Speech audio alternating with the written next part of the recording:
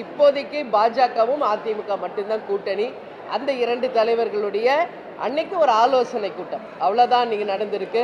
முதல்ல அன்னைக்கு வந்த அந்த நிகழ்ச்சி யார் பத்திரிகையாளர்களுக்கு கொடுத்தாங்க அதை எனக்கு நீங்கள் தெளிவுபடுத்தணும். நிச்சயமாக சொல்கிறேன், எந்த கட்சி சார்பாக அந்த அறிவிப்பு வந்ததா நீங்கள் சொல்கிறீங்களோ இதுவே அந்த கட்சிக்கு அழிவு காலத்தை உண்டாக்கும் என்பதையும் நான் உறுதியாக சொல்கிறேன். இது அந்த கட்சியில் இருக்கிற நிர்வாகிகளோ தொண்டர்களோ ஏற்றுக்குவாங்களா? இன்னைக்கு அதிமுக பாஜக தான் இன்னைக்கு ஆலோசனை பண்ணியிருக்காங்க. ஒரு உத்தேச பட்டியல் வெளியிட்டீங்கன்னு சொல்றீங்க. யார் வெளியிட்டா? அதிமுகவா இல்லை பிஜேபியா? யார் வெளியிட்டது அது தெரியணும்ல. நான் தெளிவாக சொல்லிட்டு இருக்கேன், ஜனவரி 9 மாநாடு எங்கள் கூட்டணி யாருடன் என்பதை நாங்கள் தெளிவாக சொல்லுவோம். நான் சொல்லிக்கிட்டு இருக்கேன். யாரோ கிளப்புகின்ற வதந்தியை 21ஆம் தேதியே பிள்ளையார்பட்டி கோயிலுக்கு சென்ற பொழுது அங்கே ஊடக நண்பர்கள் அவர்களே கேட்டார்கள், ஊடகத்துறை நண்பர்கள், உங்களுக்கு ஏதோ கூட்டணியில 6 சீட்டு கொடுத்துட்டாங்களாம்லன்னு சொன்னாங்க. நான் சொன்னேன், அது வதந்தி, யாரும் நம்ப வேண்டாம். எங்கள் கூட்டணி என்பது தை பிறந்த பிறகு நாங்கள் எந்த கூட்டணியை தேர்ந்தெடுக்கிறோம் அது எங்கள் கட்சியின் நலனையும் தமிழ்நாட்டு நலனையும் கருத்தில் கொண்டு உறுதியாக முடிவெடுப்போம். அதாவது பியூஷ் கோயல் தமிழ்நாட்டுக்கு வந்தது உண்மை, அவர்களோட நாங்கள் போய் மதிப்புக்குரிய அண்ணன் இபிஎஸ் அவர்களை பார்த்தது உண்மை. தேர்தல் எப்படி சந்திக்கிறது, இப்பொழுது கூட்டணியில் யாரெல்லாம் இருக்கிறாங்க, யாரெல்லாம் முந்தி கூட்டணியில் இருந்தாங்க அப்படின்னு மட்டும் ஒரு விவாதம் மட்டும்தான் பண்ணமே தவிர வேறு இடஒதுக்கீடு பற்றி பேசவோ இந்தந்த தொகுதிகள் என்ன இருக்குது அப்படின்னு சொல்லவோ அந்த மாதிரி எந்த மாதிரி பேச்சுவார்த்தையும் அதில் இடம்பெறவில்லை. திரு ஓபிஎஸ் அவர்கள் நேற்று அவருடைய கருத்தை அவங்க சொல்லியிருக்கிறாங்க. பொது அரசியலை பொறுத்தவரையில் இன்னும் 3 மாதம் இருக்குது. ஜனவரி, பிப்ரவரி, மார்ச், முழுசாக 3 மாதம் இருக்குது. 24 மணி நேரத்துக்கு முன்னால் கூட பல மாறுதல்கள் வருவதற்கு அரசியலில் வாய்ப்புகள் இருக்குது. ஆக இப்படி அரசியல் மாற்றங்கள் எந்த நேரத்தில் நிகழ்வதற்கான சாத்தியக்கூறுகள் நிறைய இருக்குது.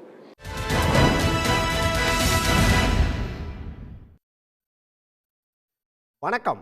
கேள்விக்களம் நிகழ்ச்சிக்கு உங்களை வரவேற்கிறோம். இது மக்களின் மேடை. தேமுதிக பொதுச் செயலாளர் பிரேமலதா விஜயகாந்த் செய்தியாளர்கள்ட்ட பேசும்போது கடுமையாக ஆவேசப்பட்டிருக்காங்க. அதாவது தேமுதிகவுக்கு 6 சீட்டு கொடுக்க போகிறாங்க தேசிய ஜனநாயக கூட்டணியில் அப்படின்னு சொல்லி வதந்தியை பரப்புனது யார் அப்படிங்கிற கேள்வியை முன்வைக்கிறாரு. அப்படியான வதந்தியை எந்த கட்சி பரப்புச்சோ அந்த கட்சிக்கு அழிவு தொடங்கிடுச்சு அப்படின்னு சொல்லி ஒரு விமர்சனத்தை முன் வச்சுருக்காங்க. கிட்டத்தட்ட விமர்சனங்கிறத விட சாபம் விடுற ரேஞ்சில் பேசியிருக்காங்க பிரேமலதா விஜயகாந்த். அதே நேரத்தில் இன்னொரு பக்கம் தொகுதி பங்கீடு தொடர்பாக நாங்கள் எதுவுமே யாருக்கிட்டேயுமே பேசலை அப்படின்னு சொல்லி நயினார் நாகேந்திரன் சொல்கிறாரு. அது மட்டும் இல்லை, தேர்தலுக்கு 24 மணி நேரம் இருக்கும்போது கூட கூட்டணி கணக்கு அப்படிங்கிறது மாறும் அப்படிங்கிற ஒரு கணக்கையும் நயினார் நாகேந்திரன் சொல்கிறாரு. இன்னொரு பக்கம் செங்கோட்டையன், தாவேக்காவலை இணைந்த செங்கோட்டையன் சொல்லக்கூடிய விஷயம் அப்படிங்கிறது ஓபிஎஸ் இனி எந்த சூழல்லையும் எடப்பாடி பக்கம் போக மாட்டார், டிடிவியும் அங்கே போகிறதுக்கான வாய்ப்புகள் குறைவு, தை பிறக்கட்டும் எல்லாருக்கும் வழி பிறக்கும், அதாவது ஓபிஎஸும் டிடிவியும் தாவேக்கா பக்கம் வருவாங்க அப்படிங்கிற நம்பிக்கையை செங்கோட்டையன் வெளிப்படுத்தியிருக்காரு. ஆளுக்கு ஒரு கணக்கு போட்டுட்டு இருக்காங்க. இந்த நேரத்தில் எடப்பாடி பழனிசாமியை பொறுத்த வரைக்கும் ஒரு மெகா கூட்டணி அமைப்போம் அப்படிங்கிறத அவர் தொடர்ந்து சொல்லிட்டு இருந்த சூழலில் தான் அந்த மெகா கூட்டணி அந்த கனவுக்கு இப்போது சிக்கல் வந்துருச்சா அப்படிங்கிற கேள்வி எழுது. இது தொடர்பாக தான் கேள்விக்களம் நிகழ்ச்சியில் விரிவாக பேசியிருக்கோம். விவாதத்தில் பங்கேற்க பத்திரிகையாளர் டிவி சோமு, அதே போல் பிரியன், பத்திரிகையாளர் பிரியன், அரசியல் விமர்சகர்கள் ரவீந்திரன் துரைசாமி, பாரதி சுப்ராயன், அதே போல் இன்னும் சற்று நேரத்தில் சுமந்த் சி ராமனை இணைய இருக்காங்க. அனைவருக்கும் வணக்கம். எல்லாருடைய முதல் பார்வையை வேகமாக கேட்டுறேன். ரவீந்திரன் துரைசாமிகிட்ட நிகழ்ச்சியை தொடங்கலாம் அப்படின்னு நினைக்கிறேன். 6 சீட்டு அப்படின்னு சொல்லி யார் வதந்தியை பரப்பினாங்களோ அந்த கட்சிக்கு அழிவு தொடங்கும் அப்படின்னு சொல்லி பிரேமலதா குறிப்பிட்டது அப்படிங்கிறது யாரை நோக்கின்னு புரிஞ்சுக்கலாம்?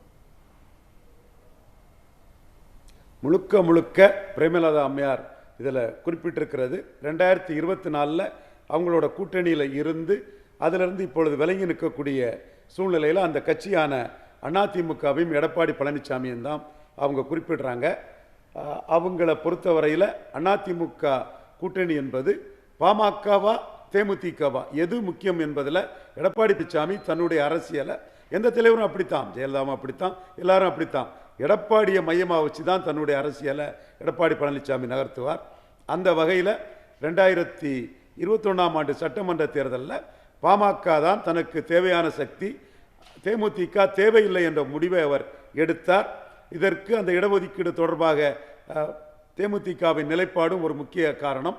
அதற்கு பிறகு 2024ஆம் ஆண்டு அதிமுக கூட்டணியில் பாமக இடம்பெறாமல் அவர்கள் தேசிய ஜனநாயக கூட்டணியில் 10 இடங்களை வாங்கி கொண்டு அந்த கூட்டணியில் இடம்பெற்ற சூழ்நிலையில் வேறு வழியின்றி தேமுதிகவிற்கு 5 இடங்களை கொடுத்தார் எடப்பாடி பழனிசாமி.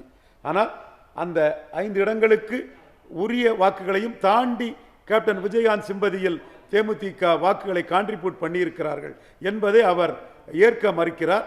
மீண்டும் அவர் தன்னுடைய அரசியல் நகர்வாக எடப்பாடியிலிருந்து அரசியல் பண்ணுவதால் பாமகவிற்கே முக்கியத்துவம் கொடுத்து ராஜ்யசபா இடங்கள் என்றாலும் சரி, கூட்டணி தொடர்பான கட்சிகளை மதித்து பேசுவது என்றாலும் சரி, பாமகவிற்கே முக்கியத்துவம் கொடுத்து தன்னுடைய அரசியல் நகர்வுகளை செய்து வருகிறார். இப்பொழுதும் அவரை சார்ந்தவர்கள் தான் பாமகவுக்கு 23, தேமுதிகவுக்கு 6 என்ற அடிப்படையில் அந்த ஒரு கணக்கீட்டை, உத்தேச கணக்கீட்டை, அவர்களின் கற்பனை கணக்கீட்டை, ஒரு நடைமுறை சாத்தியமில்லாத கணக்கீட்டை, அவர்கள் ஆசையை வெளிப்படுத்தும் விதமாக அவர்கள் வெளியிட்டு இருக்கிறார்கள். இது காலம் காலமாக பாமக தான் தனக்கு முக்கியமான கட்சி என்று எடப்பாடி பழனிசாமி முடிவெடுக்கும் தன்மையில் இருந்து அவருடைய எண்ண ஓட்டத்தை வெளிப்படுத்தும் விதமாக இருக்கிறது. இதற்கு முன்பு பல விவாதங்களில் நான் இதை தெள்ளத் தெளிவாக விளக்கி கூறியுள்ளேன். இன்றைய தினம் பாட்டாளி மக்கள் கட்சி பிளவுபட்ட சூழ்நிலையில் தேமுதிக பாட்டாளி மக்கள் கட்சியை விட தாங்கள் பெரிய சக்தி என்று தெளிவாக கருதுகிறார்கள். 2024ஆம் ஆண்டு பல தொகுதிகளில் எடப்பாடி பழனிசாமி ரவீந்திரன் சார் ஒரே ஒரு குறுக்கீடு தான். இப்ப பிரேமலதா பேசினது அப்படிங்கிறது வந்து அதிமுகவை நோக்கி தான், எடப்பாடியை நோக்கி தான் இவ்வளவு கோபமா பேசிட்டாங்க அப்படின்னு சொல்றீங்க. இந்த கோபம் அப்படிங்கிறது அப்படியே கண்டினியூ ஆகுமா, இல்ல இன்னும் தேர்தல் நெருக்கத்தில் ஜனவரிக்கு பிறகு அவங்க சொல்றாங்க இல்லையா, மாநாட்டில் வந்து நாங்கள் அறிவிப்போம் அப்படின்னு சொல்லி, அந்த மாநாட்டுக்கு நெருக்கத்தில் இந்த கோபமெல்லாம் மறையறதுக்கு மாறத்துக்கு வாய்ப்பு இருக்கா? ஏன்னா அந்த ராஜ்யசபா சீட் அப்படிங்கிற ஒரு புள்ளி ஒன்று இருக்குல்ல. இந்திய சூழ்நிலையில் ராஜ்யசபா சீட்டை வச்சு பெரிய பலன் கிடையாதுன்னு அன்புமணிக்கும் தெரியும், பிரேமலதா விஜயகாந்த் அம்மையாருக்கும் தெரியும். அவர்களை பொறுத்தளவில் ராஜ்யசபா சீட்டு முதல் ராஜ்யசபா என்பதனால் அதில் விருப்பப்படலாம். ஆனால் என்னுடைய ஆணித்தரமான கருத்தாக கூறுகிறேன், தேமுதிகவோட ஃபர்ஸ்ட் ஆப்ஷன் திராவிட முன்னேற்ற கழக அணி. காரணம், 3 தேர்தல்களில் திமுக கொடுக்கிறது எம்பி போஸ்ட், எம்எல்ஏ போஸ்ட். குறிப்பாக கடைசியாக நடந்த மக்களவை தேர்தலில் திமுக கூட்டணியில் இருந்த அனைவருமே வெற்றி பெற்ற ஒரு சூழ்நிலை இருக்குது. அவங்க ஒரு 47 விழுக்காடு வாக்குகளை மக்களவையில் எடுத்திருக்கிறாங்க. எப்படி இருந்தாலும் 45 விழுக்காடு குறையாம திராவிட முன்னேற்ற கழக அணி எடுக்கும் என்ற சூழ்நிலையில் எடப்பாடி பழனிசாமிக்கு ஓட் டிரான்ஸ்பரிங் கெப்பாசிட்டி இல்லை, சீட் கன்வெர்ட்டிங் கெப்பாசிட்டி இல்லை என்கிறது தேமுதிக வாரத்தில் 2019 அவர்களுக்கு தெளிவாக தெரியும், 2024 மிக தெளிவாக தெரியும். குறிப்பாக எடப்பாடி பழனிசாமி திராவிட முன்னேற்ற கழகத்தை விட பலமாக இருக்கக்கூடிய சேலம், சிதம்பரம், விழுப்புரம், கள்ளக்குறிச்சி, நாமக்கல் போன்ற பகுதிகளில் 35 to 40 விழுக்காடு அதிமுக இரட்டைலை எடுக்கும் போது தேமுதிக கடலூரில் அதை விட 8-10 விழுக்காடு வாக்குகள் குறைவாக எடுத்திருக்கிறது என்றால் தேமுதிகவிற்கு அதிமுக எடப்பாடி பழனிசாமி மூலமாக vote transferring capacity, seat converting capacity வராது என்பது தேமுதிகவிற்கு மிக தெளிவாக தெரியும். என்றாலும் இந்த கோபத்தை காட்டிய தேமுதிக பொதுச் செயலாளர் அவர்கள் சற்று அடக்கி கொண்டதற்கு காரணம், அதிமுகவை ஒரு ஆப்ஷனாக காட்டிதான் திராவிட முன்னேற்ற கழகத்திடம் அவர்கள் கூட்டணி பேரம் பேச முடியும். அவர்களுடைய பிரியாரிட்டி திராவிட முன்னேற்ற கழகம் தான். அதிமுக ஒரு ஆப்ஷன் இல்லை என்று சொன்னால் திராவிட முன்னேற்ற கழகத்தில் அவர்கள் எதிர்பார்க்கக்கூடிய அளவுக்கு சீட் வாங்க முடியாது என்றுதான் தேமுதிக கருதுகிறார்கள். இதனால் தான் கோபப்பட்ட அவர்கள் வெளிப்படையாக சொல்லாமல் மிக முக்கியமான ஒரு பாயிண்ட் முன் வச்சிருக்கீங்க. நான் பாரதி கிட்ட கேட்கணும். பாரதி, அதாவது திமுக கிட்ட பேரம் பேசுறதுக்காக அதிமுக வந்து இப்படியான விமர்சனங்களை செஞ்சு அதிமுக கிட்ட வந்து கொஞ்சம் விலகி நிற்கிறதெல்லாம் காட்டி அல்லது வந்து நெருக்க இருக்கிற மாதிரி காட்டி, ஏன்னா பேசினாங்க உடனே இன்னைக்கு ஈவினிங்கே போயிட்டு எடப்பாடி பழனிசாமியை பார்த்து விஜயகாந்துடைய நினைவு நாளுக்கு வர சொல்லி, அதாவது அவங்க வார்த்தைகளை சொல்கிறதுனா அந்த குரு பூஜைக்கு அழைப்பெல்லாம் எடுத்துகிட்டு வந்திருக்காங்க. இதை எப்படி திமுகவுக்கு பேரம் பேசுகிற ஒரு யுக்தியாக பயன்படுத்துகிறாங்களா பிரேமலதா? அப்படித்தான் நானும் நினைக்கிறேன். இது அவங்களுக்கு புதுசு கிடையாது. அதாவது தமிழ்நாட்டிலேயே அந்த பேரம் பேசுகிறத மிக அதிகமான உச்சத்துக்கு கொண்டு போய் அது ஒரு கேலி பொருளாக ஆக்குனது அவங்க தான். போன தடவை ஒரு தடவை ஏடிஎம்கே கூட பேரம் பேசிக்கிட்டே இங்கே டிஎம்கே கூட பேரம் பேசினதை ஒரு தடவை துரைமுருகன் கூட கிண்டல் பண்ணார். அதுக்கு பேசி கிண்டல் பண்ணி தமிழ்நாடு முழுவதும் அது கேலி பொருளாச்சு ஒரு தடவை.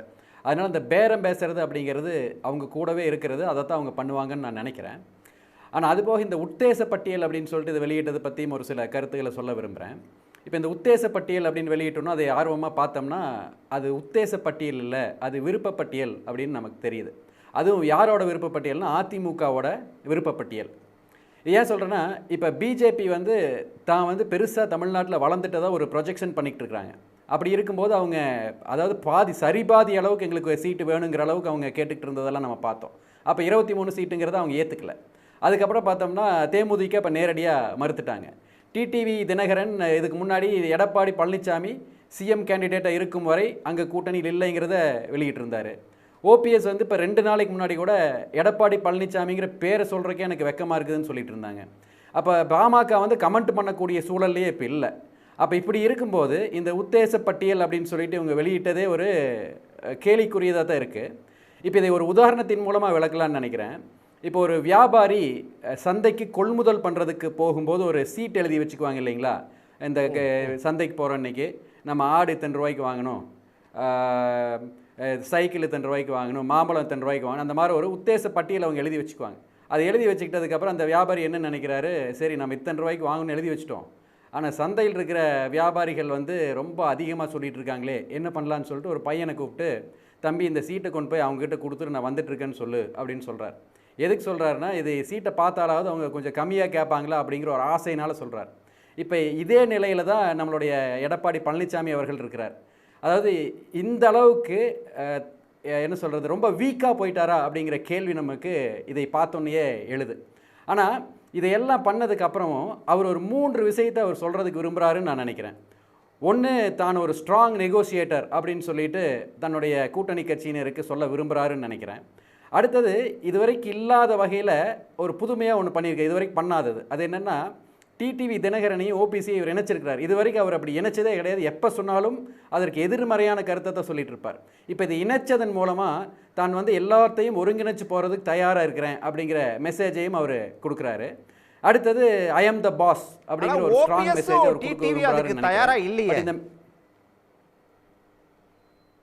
அதான் இது எந்த அளவுக்கு வேலை செய்யுங்கிறது நீ பொறுத்திருந்து பார்க்கணும். அவங்க தயாராக இல்லைனாலும் இவர் அந்த நெகோசியேட்டரை நம்புறாருன்னு நினைக்கிறேன். இவங்க 2 பேர்த்துக்கு நடுவில் இருக்கிற பிஜேபி எப்படியாவது அவங்களை உள்ளே கொண்டு வந்துடலாம், கொண்டு வரும் அப்படின்னு அவர் நினைக்கலாம், இல்லை கொண்டு வராட்டியும் நல்லதுன்னு கூட நினைக்கலாம். ஆனால் என்னை பொறுத்த வரைக்கும் இதில் ஏடிஎம்கேவோட பிஜேபி தான் இவங்க 2 பேர்த்தையும் உள்ளே கொண்டு வரதில் ரொம்ப தீவிரமாக இருக்கிறதா நான் பார்க்குறேன். சரி, நான் பிரியன் சார்ட்டே அவரோட கருத்தையும் கேட்டுறேன்.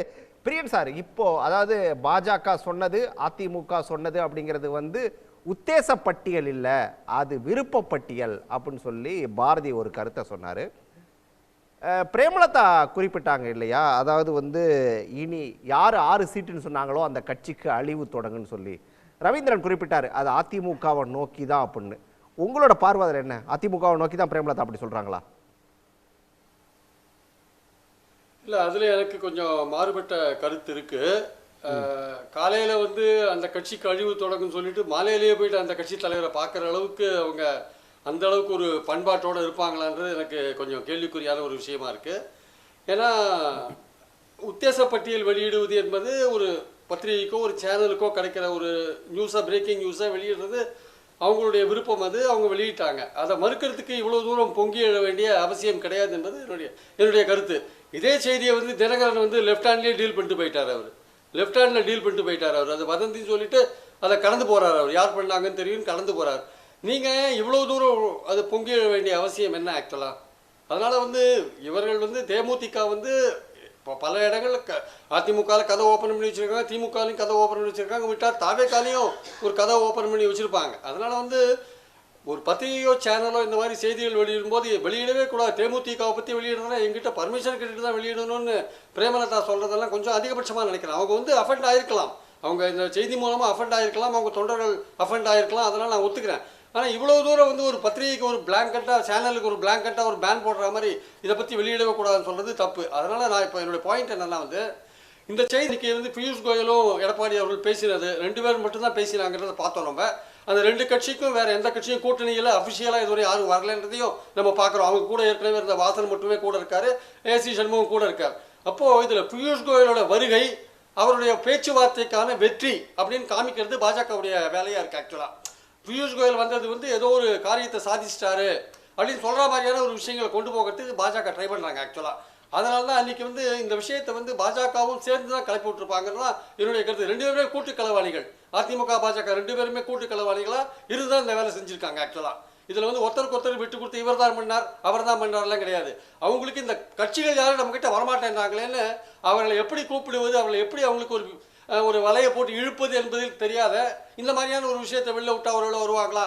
அது இன்னொரு விஷயத்தை நான் ஏன் சொல்கிறேன்னா, அன்றைக்கி வந்த இன்னொரு வதந்தி என்னென்னா, இபிஎஸ் வந்து ஒத்துட்டாரு தினகரனை வந்து என்டிஏ கூட்டணியில் சேர்க்கறதுக்கும் ஓபிஎஸ் வந்து அதிமுகவில் சேர்க்கறதுக்கும் இபிஎஸ் ஒத்துட்டாரு அப்படின்ற விஷயம் இதுவரையும் கடுமையாக மறுத்து கொண்டு வந்த இபிஎஸ் அன்றைக்கி எப்படி திடீர்னு ஒரே பியூஷ் கோயலோட ஒரே பேச்சுவார்த்தையில் அவர் எப்படி ஒத்துட்டுப்பார் அவர்? ஆக்சுவலாக அதுக்கான வாய்ப்புகள் ரொம்ப ரொம்ப குறைவு. அப்போது பாஜகவும் அதிமுகவும் சேர்ந்து தான் இந்த உத்தேச பட்டியலை விருப்ப பட்டியலை 2 பேரும் சேர்ந்து தான் வெளியிட்டிருக்காங்க. ஆக்சுவலாக அவங்களுக்குள்ளே இருக்கிற தொகுதி பேச்சுவார்த்தைகள் ஒரு பக்கம் இருந்தால் கூட 2 பேருமே இந்த மாதிரியான ஒரு விஷயத்தை வெளில விடலாம், நம்ம 2 பேரும் சந்திக்கிற இந்த சந்திப்பு ஒரு பிரேக்கிங்காக இன்றைக்கி போகணும்னா இது மாதிரி விட்டால் தான் உண்டுன்னு இந்த ஓபிஎஸ் விஷயத்தையும் தினகரன் விஷயத்தையும் விட்டது தவிர இந்த தொகுதி உத்தேச பட்டியல் விருப்ப பட்டியலையும் சேர்ந்து அவங்க 2 பேரும் சேர்ந்து தான் வெளியிட்டிருக்காங்க ஆக்சுவலாக. அதனால் அவங்க 2 பேருமே தான் குற்றவாளிகள்.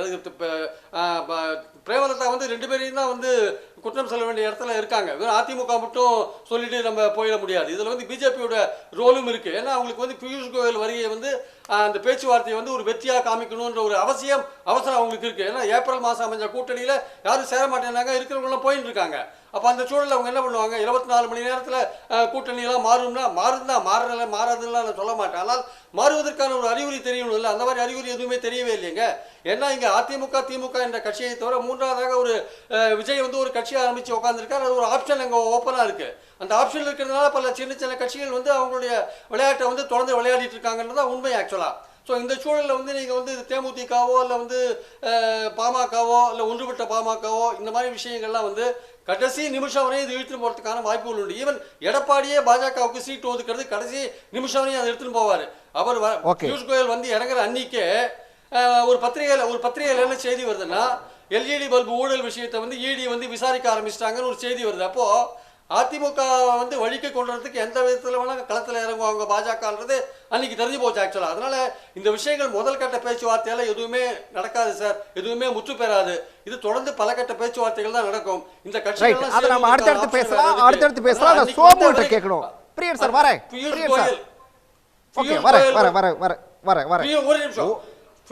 பியூஷ் கோயல் வருகையை வந்து வெற்றியா காமிக்கிறதுக்காக கலப்பிடப்பட்ட வதந்திகள் இதெல்லாம் ஆக்சுவலா. Right, okay. ஓபிஎஸ்ஸோ இப்போ எடப்பாடி பாஜகவுக்கு எதிராக பேச ஆரம்பிச்சிட்டாரு. இன்னொன்று டிடிவியும் கடுமையான விமர்சனங்களை முன்வைக்கிறாங்க. இப்போ பிரேமலதா கிட்டத்தட்ட சாபாவோட ரேஞ்சுக்கெல்லாம் போயிட்டாங்க.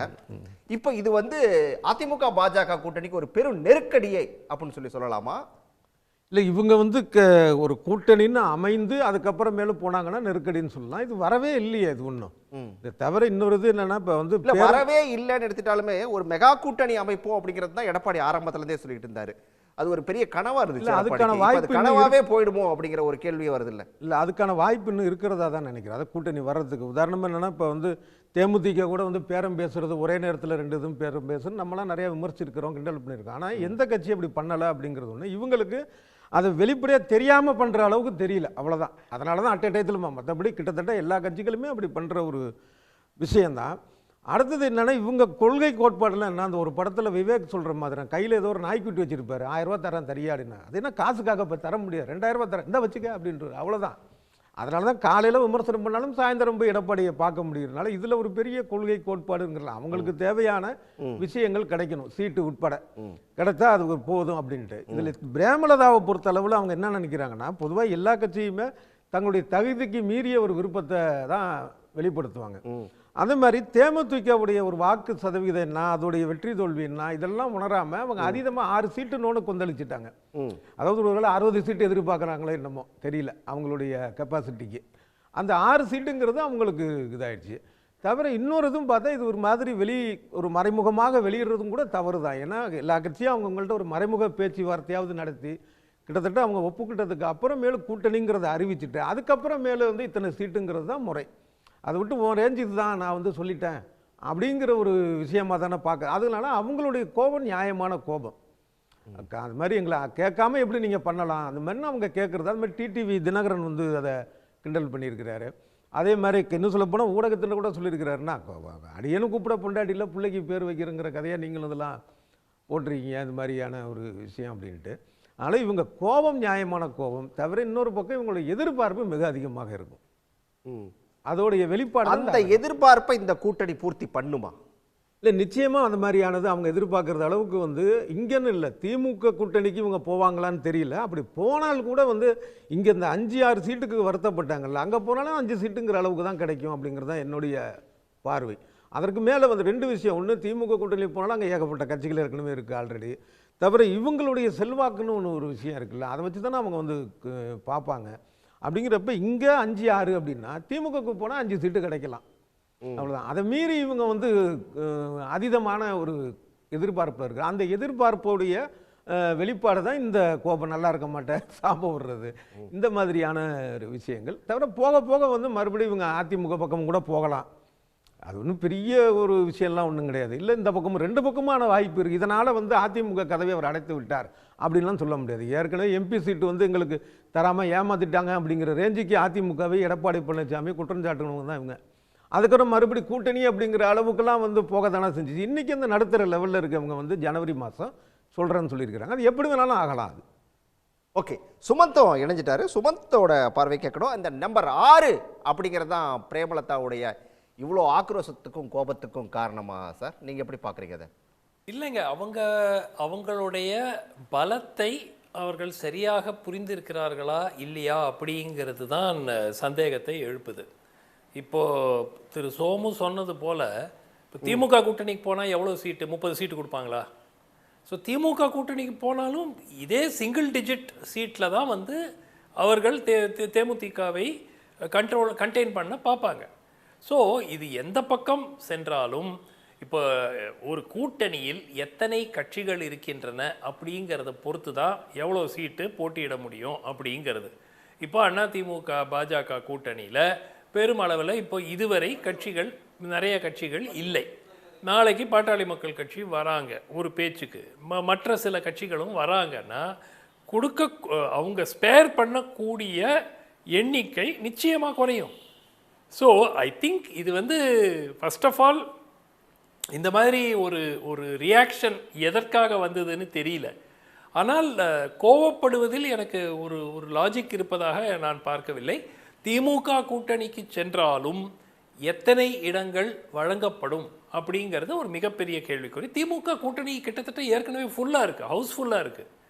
அவங்க மேற்கொண்டு சென்ற முறை இருந்த கட்சிகள் எல்லாம் கிட்டத்தட்ட அப்படியே இருக்குங்க. கூடுதலாக 1-2 கட்சி வரக்கூடிய ஒரு சூழல் இருக்கும்போது எப்படி 20 சீட்டோ 30 சீட்டோ எங்கிருந்து கொடுப்பாங்க? அவங்க ஏற்கனவே காங்கிரஸுக்கே சீட்டை குறைக்கலாமா இல்லையான்னு யோசிச்சுட்டு இருக்கிற ஒரு சிச்சுவேஷன். அப்போ எப்படி இவங்க எக்ஸ்ட்ராவாக கொடுக்க முடியும் சொல்லுங்க?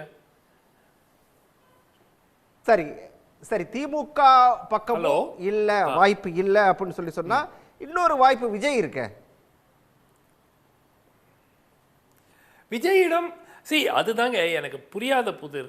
அதிமுக உங்களை ஏமாத்திட்டாங்க இல்லையா?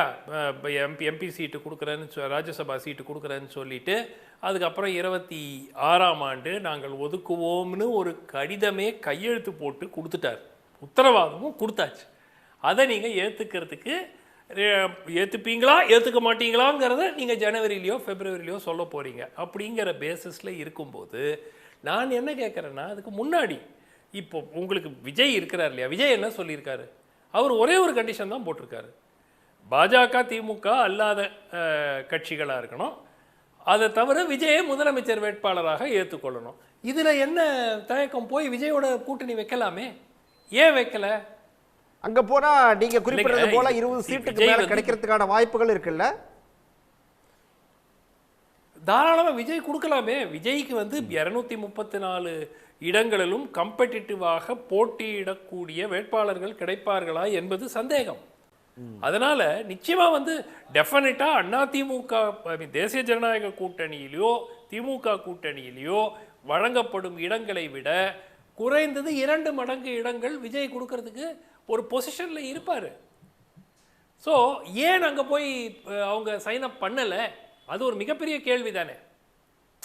ஏங்க இப்போ விஜய் இப்போதான் கூட்டணி கதவை திறந்திருக்காரு அப்படின்னாலும் நீங்க சொல்றது கரெக்ட். அவர் 1 வருஷமா சொல்லிட்டு இருக்காரு.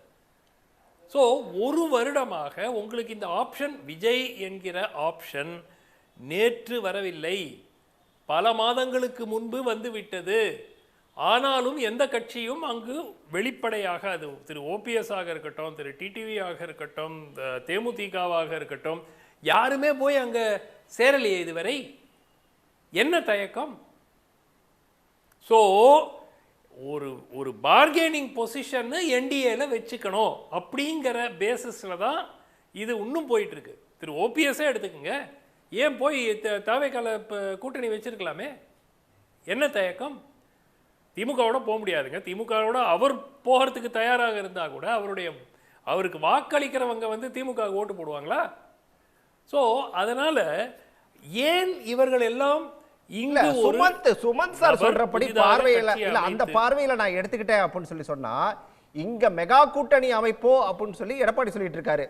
நீங்க இப்போ ஓபிஎஸ் அங்க போகட்டும், டிடிவி அங்க போகட்டும், பிரேமலதா அங்க போகட்டும் அப்படின்னு சொல்றீங்கன்னா, விஜய் அப்போ ஒரு மெகா கூட்டணியை கட்டமைச்சிருவாரா?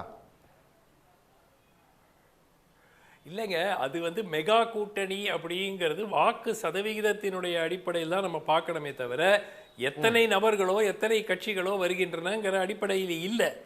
இப்போ ஒரு உதாரணத்துக்கு விஜய் அதிமுகவோட போனார்னு வச்சுக்கோங்க, அது மெகா கூட்டணி, புரியுதுங்களா? ஆனால் மற்ற கட்சிகள் விஜயுடன் சேரும்போது பர்செப்ஷன், சரி தாவேக்கா ஓரளவுக்கு சான்ஸ் இருக்கு போல இருக்கு, இல்லாட்டி இவங்கெல்லாம் சேருவாங்களா அப்படிங்கிற ஒரு கேள்வி வரும். ஏன் இதுவரை ஓபிஎஸ் அவர்கள் திட்டவட்டமாக சொல்லிவிட்டார். அப்போ எங்கே போவார்? ஐதர் திமுக கூட்டணிக்கு போகணும், இல்லாட்டி தாவேக்காவுக்கு போகணும். எவ்வளோ நாளைக்கு இந்த இழுபறியில் போயிட்டுருக்கோம்? ப்ளஸ் திமுக கூட்டணியில் போனாலும் எவ்வளோ இடம் கிடைக்க போகுது? சிங்கிள் டிஜிட் தான். அவங்ககிட்ட இடம் இல்லைங்க. அவங்க திமுக தாங்க போட்டியிட இடங்களை குறைக்க முடியுமா? முடியாது. ஸோ ஐதர் சென்ற முறை போட்டியிட்ட அதே எண்ணிக்கையில் இடங்கள் போட்டியிட வேண்டும், இல்லாட்டி அதிகமாக போட்டியிடணும். ஸோ நீங்கள் கூட்டணி கட்சிகளுக்கு இன்னொரு 20 சீட்டு 30 சீட்டு கொடுத்துட்டாங்கன்னா அது ஒரு மிக மிக ஒரு பேட் டிசிஷன். திமுகவை பொறுத்த வரைக்கும் திமுக வேட்பாளர்கள் வெற்றி பெறுவதற்கு வாய்ப்பு அதிகம், கூட்டணி கட்சிகள் வேட்பாளர்கள் வெற்றி பெறுவதற்கு வாய்ப்பு குறைவு. ஒரு ப்ரொபோர்ஷனேட் பேசிஸில் பார்த்தீங்கன்னா அந்த மாதிரி இருக்கும்போது அவர்களுக்கு கொடுப்பதற்கு இடங்கள் இல்லை. அப்போ எங்கே போக முடியும்? ஸோ ஏன் இவர்கள் தாவேக்காவுடன் இந்த 3 நபர்களும் தேமுதிக உட்பட பாட்டாளி மக்கள் கட்சி டாக்டர் அன்புமணி கிட்டத்தட்ட இன்ஃபார்மலாக தேசிய ஜனநாயக கூட்டணியில் இடம்பெறுவதாக தான் பேச்சு கொண்டிருக்கிறது. ஸோ அவர் கிட்டத்தட்ட மைண்ட் மேடப்பு. பட் அஃப்கோர்ஸ் லாஸ்ட் மினிட்ல பாமக உறுதியாக இப்படி தான் போவாங்க அப்படி போவாங்கன்னு யாராலையும் சொல்ல முடியாது. பட் இன்றைய சூழலில் ரெண்டாவது விஷயம், இது எல்லாத்துக்கும் இன்னும் ஒரு 45-50 நாட்கள் 2 மாதங்களே இருக்குது. ஸோ 2 மாதத்துக்குள்ள விஜயோடைய டிவிகேனுடைய இந்த மொமெண்டம் இப்போதைக்கு எங்கே பார்த்தாலும் டிவிகேன்னு பேசிகிட்டு இருக்காங்க மக்கள். ஓட்டு போடுவாங்களா அது தெரியாது, பட் அந்த பரபரப்பு பேச்சு இருக்குது. நிச்சயமாக ஒரு செக்மெண்ட் ஆஃப் பாப்புலேஷன் விஜய்க்கு வாக்களிக்கிறதுக்கு தயாராக இருக்கிறார். அது இளைஞர்களாக இருக்கலாம், சில சிறுபான்மையினர்களாக இருக்கலாம், பெண்கள் சிலராக இருக்கலாம், பட் வாக்களிக்கிறதுக்கு தயாராக இருக்கிறாங்க. அதன் காரணமாக இந்த மொமெண்டம் நீடிக்குமா? நீடிக்கவில்லை என்றால் நிச்சயமாக திருப்பியும் என்டிஏலே போய் சேர்ந்துடலாமான்னு யோசிப்பாங்க. நீடித்தது என்றால் ஒருவேளை விஜயோட கூட்டணி போகலாமோ, அந்த ஐடியா தான். ரைட், ரவீந்திர துரைசாமி கிட்ட கேட்கணும். அவரும் குறுக்கிட்டாரு. சுமந்த் சொல்ற கணக்கை எப்படி சார் எடுத்துக்கிறது? அதாவது வந்து இவங்க எல்லாம் ஓபிஎஸ், டிடிவி, அவர் சொல்ற கருத்து தவறு. அவர் கற்பனையில் இருக்கிறாரு, போறதுக்கான வாய்ப்பு இருக்கிறாரு. சில அரசியல் தலைவர்களும் இத்தகைய கற்பனையில் தான் இருக்கிறாரு. தெளிவா பிரேமலதா அம்மையார் சொல்றாங்க, வாக்க நிரூபிச்சாதான் விஜயகாந்துக்கு இணையானவர் விஜய்னு சொல்றாங்க. வாக்க நிரூபிச்ச பிறகுதான் கூடுதலா குறைவாங்கிறது தெரியும்னு சொல்றாங்க. பட் சுமன் ஸ்ரீராமன், டிடிவி தினகரன் போன்ற ஆப்ஷன் இல்லாதவர்கள் விஜயகாந்துக்கு இணையாட்டு நிரூபிக்கிறதுக்கு முன்னாட்டியே தங்கள் யூகத்தை நிரூபிக்கப்பட்ட ஒன்றாக இப்போ சீமான் 8.2 நிரூபிச்சிருக்கிறாரு. இது தமிழ்நாட்டில் பலருக்கு தாங்காது. அவங்க இதை மறுத்து யூகத்தை தங்கள் கற்பனையா சொல்றாங்க. கிறிஸ்டின் முஸ்லிம்ஸ் பாஜகவுக்கு எதிராக திமுக காங்கிரஸ் அணிக்கு தான் போடுவாங்க. எனக்கு அவங்கள நன்றாகவே தெரியும். ஆசைய யூகத்தை சிலர் சொல்றாங்க. தேமுதிக பிரேமலதா அம்மையார் விஜயகாந்த் பலன் நிரூபிக்காதவர். அவர் 2026 தேர்தல் முடிவுக்கு பிறகுதான் விஜயகாந்த் அளவு தகுதியானவரா இல்லையா என்பதை தெள்ளத் தெளிவாக கூறியிருக்கிறார். அதை சிலர் பார்க்காமல் இருந்திருக்கலாம், கவனிக்காமல் இருந்திருக்கலாம். எனவே அவங்களோட ஆப்ஷன் என்பது திமுக பிரியாரிட்டி, அண்ணா திமுக ஆப்ஷன். இதுதான் என்னுடைய பார்வை. அடுத்தபடியாக இதுல அந்த 23.6ங்கிறதுல பிரைம் மினிஸ்டர் வேட்பாளரோட பாமக எடுத்தது 4.3 விழுக்காடு வாக்குகள். பிரைம் மினிஸ்டர் வேட்பாளர் இல்லாம தேமுதிக எடுத்தது 2.6 விழுக்காடு. இந்த டிஃபரன்ஸ் தான் அவங்களோட கோபத்துக்கு முக்கிய காரணம். நான் மீண்டும் உறுதியா சொல்றேன், என் சகோதரர் பிரியனுக்கு சொல்றேன், தமிழக பாஜக தலைவர் நயினார் நாகேந்திரன் தெளிவாக இதை மறுத்திருக்கிறார் என்பதும் பிரியன் அவர்கள் உணர வேண்டும்.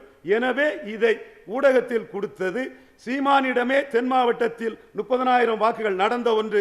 இது செல்லவங்க சொல்லிட்டு இருக்க மாதிரி கற்பனை எதுவும் இல்லை, மோசடித்தனமான சொல்லல, நடந்ததை சொல்றேன். யாரும் இதை மறுக்க முடியாது. இது யூகம் அல்ல, கேசியம் அல்ல. 30,000 ஓட்டு பிரைம் மினிஸ்டர் வேட்பாளர் இல்லாத சீமானுக்கு பிரைம் மினிஸ்டர் வேட்பாளர் இல்லாத எடப்பாடியோட 10 மக்களைக்குள்ள அதிகம். இதை பிரியனோ சுமன் ஸ்ரீராமனோ யாரோ தரவின் அடிப்படையில் மறுக்க முடியாது. எனவே அதிமுக வீழ்ந்து விட்டது. வீழ்ந்துவிட்ட அதிமுகவை பல தொகுதிகளில் டெபாசிட் காப்பாற்றி கொடுத்தது தேமுதிக. அந்த வகையில் அதிமுக வெளியிட்ட இந்த இதை பாமகவை விட இவங்களை சிறிய சக்தியா காட்டுறதை கொண்டு அவங்க ஆவேசப்படுறது முழுக்க முழுக்க நியாயம். விஜய் பலன் நிரூபிக்காதவர், பலன் நிரூபித்தால் தான் அவர் விஜயகாந்த் என்ற சரியான தகவலை மிக துல்லியமாக திருநாவுக்கரசர், ஜான் பாண்டியன், பிரேமலதா அம்மையார் தமிழ்கூறு நல்லுலையில் தெளிவாக கூறியிருக்கிறார்கள். ஒரு சிலர் சீமான் 8.2 நிரூபித்து விட்டாரே என்ற பொறாமையிலும் காழ்ப்புணர்ச்சியிலும் யூகங்களையே சொல்லிக் கொண்டிருக்கிறார். இவர் தெளிவாக விஜய் ஆப்ஷன் இல்லை என்பதை அடித்து விட்டார். எனவே 2 ஆப்ஷன் தான், என்டிஏயை காட்டி திமுகவில் சீட் வாங்குவது. மேலும் உறுதியாக சொல்ல வேண்டும் என்றால் தேமுதிக திமுக அணியில் சேர்ந்தால் விக்கிரவாண்டி ஈரோடு கிழக்கின் புள்ளிவர அடிப்படையில் மேற்கிலும் வடக்கிலும் சீப்பாகும். Pro Vanniyar, pro Vellala Gounder plus நான் வெள்ளாள கவுண்டர் கன்சால்டேஷனுக்கு தேமுதிக மிகப்பெரிய சக்தியாக இருப்பார்கள். அந்த 2 இடைத்தேர்தலிலும் போட்டியிட்ட சீமானுக்கும் ஒரு வளர்ச்சி இருக்குது, வெற்றி பெற்ற திமுகவுக்கும் ஒரு வளர்ச்சி இருக்குது என்பதால் என் கருத்து. அது தரவுகளின் அடிப்படையில் கருத்து, வெறும் யூகம் அல்ல, வெறும் கற்பனை அல்ல. Okay okay super. பாரதிட்டு தான் கேட்கணும். இப்போ ரவீந்திரன் சொல்றது அப்படிங்கிறது வந்து நான் வந்து கணக்குகளோட அடிப்படையில் சொல்றேன், தரவுகளோட அடிப்படையில் சொல்றேன் அப்படின்னு சொல்றாரு. எடப்பாடிக்கான செல்வாக்கு, அதாவது எடப்பாடி வந்து தேமுதிகவை ரொம்ப குறைச்சி மதிப்பிடுறாரா, இல்ல ரவீந்திர துரைசாமி வந்து அதிமுகவை வந்து ரொம்ப குறைச்சி மதிப்பிடுறாரா? இல்லை, எடப்பாடி தேமுதிகவை குறைச்சி மதிப்பிடுறாரா இல்லையா அப்படிங்கிறத தாண்டி தேமுதிக தன்னோட உயரத்தை உணர்ந்திருக்கிறதா அப்படிங்கிறது இங்கே ஒரு முக்கியமான கேள்வியாக இருக்குது. ஏன்னா தேமுதிக விஜயகாந்த் இருந்தப்ப, விஜயகாந்த் மக்கள் நல கூட்டணியில் போட்டியிடுறதுக்கு முன்னாடி இருந்த செல்வாக்கும், விஜயகாந்த் மக்கள் நல கூட்டணியில் போட்டியிடும்போது இருந்த செல்வாக்கும், விஜயகாந்த் இறந்த பிறகு தேமுதிக இருக்கிற செல்வாக்கும் வேற வேற. இப்போ இன்னுமே தேமுதிக விஜயகாந்த் இருந்தபோது இருந்த அதே செல்வாக்கு தனக்கு இருக்கிறதா அவங்க நினச்சிட்டு இருக்கிறதா தான் நான் பார்க்குறேன். அதனால தான் அவங்க வந்து இந்த மாதிரியான பேச்சுகள் பேசிகிட்டு இருக்காங்க. இப்போ இதுக்கு முன்னாடி நம்ம நண்பர் சோமு சொன்ன மாதிரி திமுகலையும் அவங்களுக்கு சிங்கிள் டிஜிட் தான், இங்கேயும் சிங்கிள் டிஜிட் தான். ஆனால் அவங்களுக்கு இருக்கிற ஆப்ஷன் என்னென்னா, நம்ம எத்தனை தொகுதியில் போட்டிடுறோம் அப்படிங்கிறதுல அவங்க கவனம் செலுத்த வேண்டியதில்லை, நம்ம எத்தனை தொகுதியில் ஜெயிப்போம் அப்படிங்கிறதுல கவனம் செலுத்தணும். அப்படி கவனம் செலுத்தி அவங்க எந்த அணியை தேர்ந்தெடுக்கணுங்கிறது அப்படி பண்ணாங்கன்னா அது அறிவார்ந்த முயற்சியாக இருக்கும், அறிவார்ந்த செயலாக இருக்கும்.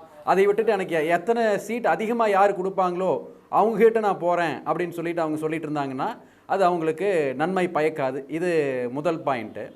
அதுக்கப்புறம் ரெண்டாவது ஒரு விஷயத்தையும் நான் இங்கே சொல்ல விரும்புகிறேன். இப்போ நம்ம என்டிஏ கூட்டணி பற்றி பேசிகிட்டு இருக்கிறோம், என்டிஏ கூட்டணியில் இருக்கிற கட்சிகளின் உத்திகளை பற்றி எல்லாம் பேசிகிட்டு இருக்கிறோம். ஆனால் என்டிஏ கூட்டணி நம்ம இப்போ பேசுகிறத பார்த்தோம்னா ஏடிஎம்கேவை பற்றி பேசுகிறோம், பிஜேபி பற்றி பேசுகிறோம், பாமக பற்றி பேசுகிறோம், வாசன் பற்றி பேசலாம், ஓபிஎஸ் தினகரன் பற்றியெல்லாம் பேசலாம். ஆனால் இவங்க எல்லாத்தையும் தாண்டி இன்னும் 2 பேர் என்டிஏ கூட்டணியில் இருக்காங்க. அவங்கள பற்றியும் அவங்களோட உத்திகளை பற்றியும் பேசினா தான் இந்த விவாதம் முழுமை பெறும்னு நான் நம்புகிறேன். இப்போ அதில் முதலாக இருக்கிறது யாருன்னு பார்த்தா விஜய், டிவிகே கட்சி. அது என்டிஏ கூட்டணியில் இருக்குதுன்னு நான் நம்புகிறேன். எப்படின்னா, அதாவது கூட்டணிக்கு உள்ளார இருந்தால் தான் அவங்க என்டிஏல இருக்காங்கன்னு அர்த்தம் இல்லை.